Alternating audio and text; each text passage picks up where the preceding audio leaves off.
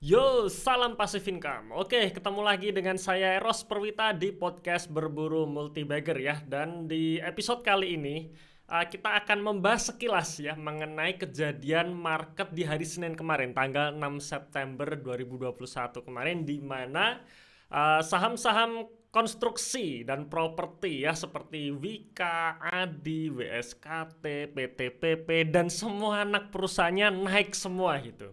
Kira-kira apa yang menyebabkan mereka semua ini berbondong-bondong naik bareng gitu ya, berbarengan naik.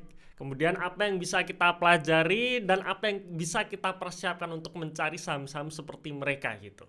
Nah, cuman sebelum kita mengawali ya, sebelum kita membahasnya, teman-teman silahkan kunjungi website saya ya, perwita.com, perwita.com, karena di situ saya nulis artikel ya, itu adalah blog saya di mana kadang saya nulis tulisan yang mungkin siapa tahu bisa memberikan tambahan informasi ataupun tambahan wawasan buat teman-teman sekalian ya mengenai dunia saham, mengenai investasi saham. Oke, sebelum masuk juga ya, sebelum kita membahasnya juga, saya ingin juga menjawab satu pertanyaan saja ya dari Pak Bayu Suteja ya. Jadi beliau menanyakan via channel YouTube.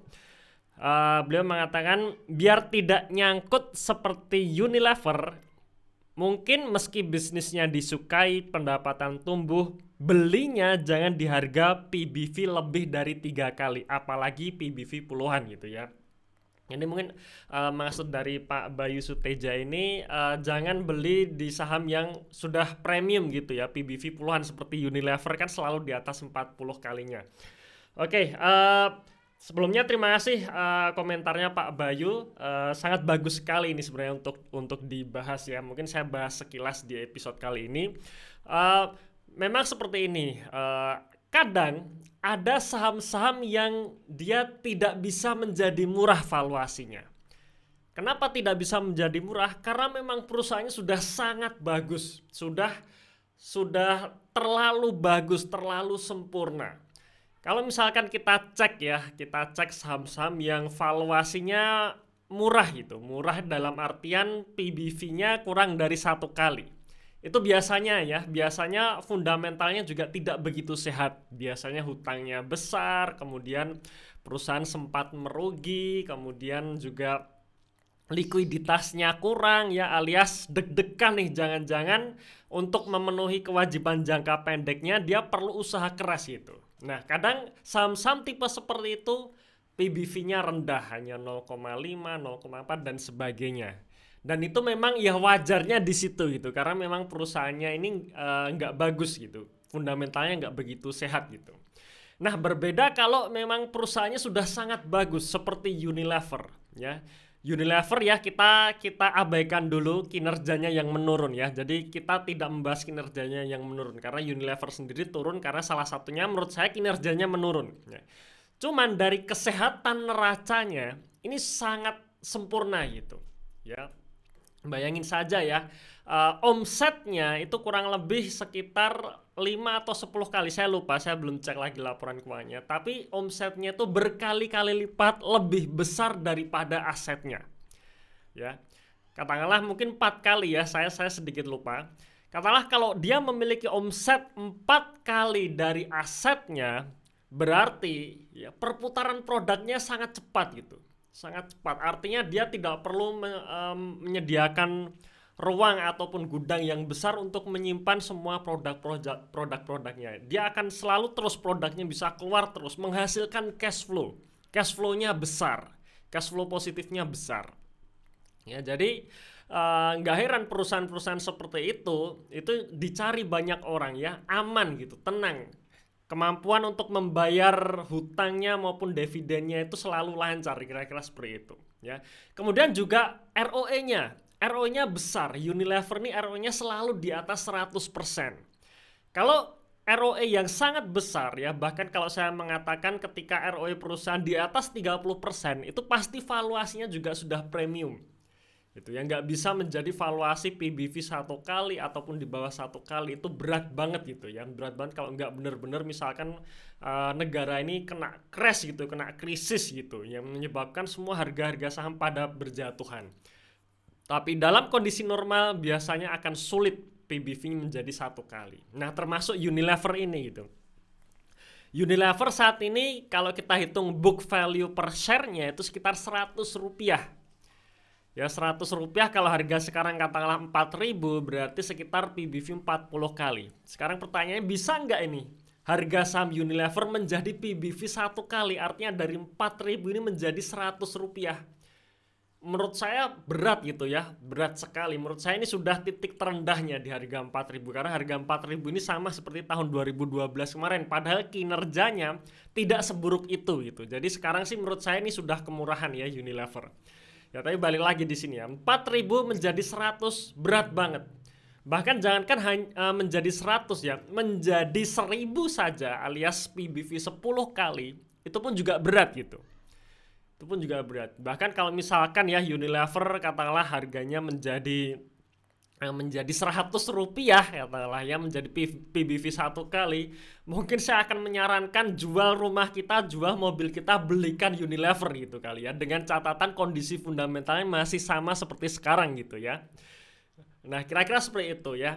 Jadi tidak semua saham PBV-nya selalu di bawah 1 kali, itu tidak semuanya ya. Cuman memang kalau kita bisa menemukan perusahaan yang bagus, ROE-nya bagus, hutangnya kecil, dan PBV-nya di bawah 1 kali, nah itu juga sangat menarik pastinya ya. Oke, mungkin itu saja jawaban dari saya dari atas komentar dari Pak Bayu Suteja. Sekali lagi terima kasih pertanyaan dan komentarnya. Nah, sekarang kita coba bahas sekilas juga ya mengenai saham-saham konstruksi ini ya, konstruksi infrastruktur ya, seperti Wika, WSKT, PTPP, dan juga Adikarya. Ya, kalau kita lihat semua grupnya pun juga ikut naik gitu ya, harganya bukan hanya induknya saja tapi semua anak-anak perusahaannya juga ikut naik. Nah, sekarang kenapa seperti itu gitu ya? Ya, mungkin beberapa hal ya. Yang pertama, kita lihat juga laporan keuangan ya, kinerja perusahaan. Sebenarnya kalau kita lihat kinerja keuangan dari dari bisnis-bisnis atau saham-saham yang saya sebutkan tadi, sebenarnya kinerjanya pas-pasan di tahun ini ya. Kinerjanya sangat pas-pasan, dimana kalau kita lihat Adikarya per semester 1 2021 ini semua turun ya, pendapatannya turun 20%, laba brutonya turun 16%, tapi memang laba bersihnya naik 20%. Cuman ya kenaikannya itu kecil, jauh di bawah tahun 2019 ya, jadi masih cuma naik 20% dari tahun kemarin. Padahal kondisi ekonomi saat ini itu sudah lebih baik gitu daripada tahun 2020 kemarin ya. Itu Adikarya. Kemudian Wika pun ini juga justru makin parah sebenarnya. Pendapatannya turun 5%, laba brutonya turun 18%, laba bersihnya turun 60% gitu. Ya, ini juga bahkan lebih parah daripada Adikarya. Kemudian kalau kita lihat Waskita Karya pun, WSKT, itu juga sama gitu ya. Pendapatannya turun 40% bahkan ya, laba brutonya turun 80% dan laba bersihnya pun turun naik sebenarnya ya. Kalau laba bersihnya naik 100%. Ya, karena tahun kemarin rugi dan tahun sekarang sudah untung gitu ya. Kemudian satu lagi ya, PTPP. PTPP sendiri ini yang satu-satunya yang kinerjanya sangat bagus ya, dimana pendapatannya memang turun 4%, tapi laba brutonya naik 13% dan laba bersihnya naik 440%. Ya, jadi satu-satunya dari 4 grup yang saya sebutkan tadi yang kinerjanya paling bagus sebenarnya PTPP. Cuman semua 4 saham ini harganya naik berbarengan ya, di atas 10% hari Senin kemarin tanggal 6 September. Kenapa bisa demikian? Padahal laporan keuangannya bisa dikatakan pas-pasan gitu ya. Nah, menurut pendapat pribadi saya ya karena memang harganya sudah kemurahan gitu. Ya, harganya sudah kemurahan. Mau apapun nanti ceritanya ya, karena digoreng bandar ataupun dan sebagainya, karena memang ada sentimen juga ya, sentimen mengenai pemindahan ibu kota kembali digaungkan gitu. Akhirnya membuat saham-saham konstruksi seperti mereka naik kembali gitu. Cuman menurut saya seperti ini. Karena ya sebelum naik kemarin harganya sudah kemurahan sekarang gitu. Ya sudah sangat murah gitu. Katakanlah kita contohkan saja seperti Wika, ya Wijaya Karya. Wijaya Karya di harga 925. Jadi saya menilai harga saham sebelum naik ya. Jadi alias hari Jumatnya minggu kemarin. Nah, Wijaya Karya di harga 925 itu menunjukkan price to book value hanya 0,6 kali. Ya 0,6 kali. Padahal Wika sendiri kalau kita lihat di story valuasinya tidak pernah diperdagangkan di bawah PBV 1 kali. Bahkan sering juga diperdagangkan pada PBV 2 kali sampai 3 kali gitu. Ya alias ya ini valuasinya murah banget. Bahkan terendah sejak 2013. Saya nggak tahu data 2012 ya, karena saya cuma punya data sejak 2013. Dan sejak 2013 ini sudah jauh di bawah itu gitu. Dan harga sahamnya pun di harga 925 itu seperti tahun 2012 kemarin. Ya seperti berarti sekitar 9 tahun yang lalu. Ya. Kemudian Adikarya bahkan ya Adikarya sendiri PBV-nya hanya 0,4 kali di harga 700 kemarin. Ya, ini juga valuasi terendah sejak 2013 lalu dan harga sahamnya seperti tahun 2012 lalu itu. Nah, bahkan PTPP ya, di mana PTPP ini saham yang tadi saya ceritakan ya kinerjanya yang paling bagus. Ternyata PBV-nya hanya 0,5 kali gitu di harga 890 sebelum naik ya. PBV 0,5 kali ini juga PBV terendah sejak tahun 2013 lalu dan harga sahamnya pun sama seperti tahun 2013 lalu. Artinya apa? Artinya ketika valuasi suatu saham itu sudah sangat rendah ya. Sudah sedemikian rendahnya kira-kira seperti itu ya. Dan kita melihat bahwa Wika, PTPP ya, Adi, Waskita ini masuk saham dalam LQ45. Memang tidak semua sih, beberapa sudah keluar ya seperti Adi dan WSKT sudah keluar. Tapi Wika dan PTPP ini masih masuk dalam indeks LQ45. Dimana ini adalah saham yang paling liquid. Kemudian kalau kita lihat dari 4 grup ini semua adalah BUMN. Ya dimana ya mau nggak mau namanya BUMN ya. BUMN itu merek dagangnya sudah pasti besar ya.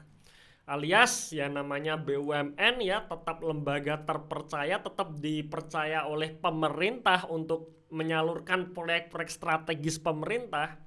Ya mau nggak mau ini juga nggak bisa itu untuk valuasi serendah ini gitu. Pasti akan ada saat-saat mereka ini semua disentil sedikit saja ya, hanya sedikit saja isu mengenai mengenai pemindahan ibu kota akan kembali digalakkan. Nah saham-saham seperti mereka ini akan terus naik gitu, akan menjadi naik. Bahkan setelah naik sekarang pun harga sahamnya ini masih cukup rendah juga, masih terendah juga gitu ya sejak tahun 2013-2014 lalu gitu.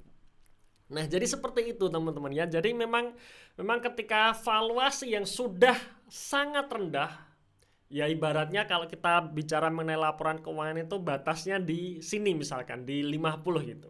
Tapi ketika harga sahamnya sudah menyentuh di 20-30 maka dia tetap akan balik dulu.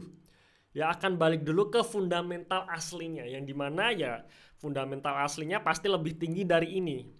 Nah baru nantinya apakah saham-saham seperti ini bisa menembus ATH-nya, bisa menembus level tertingginya. Nah ini baru tergantung dari kinerjanya. Apakah kinerjanya bisa naik sangat signifikan atau tidak gitu.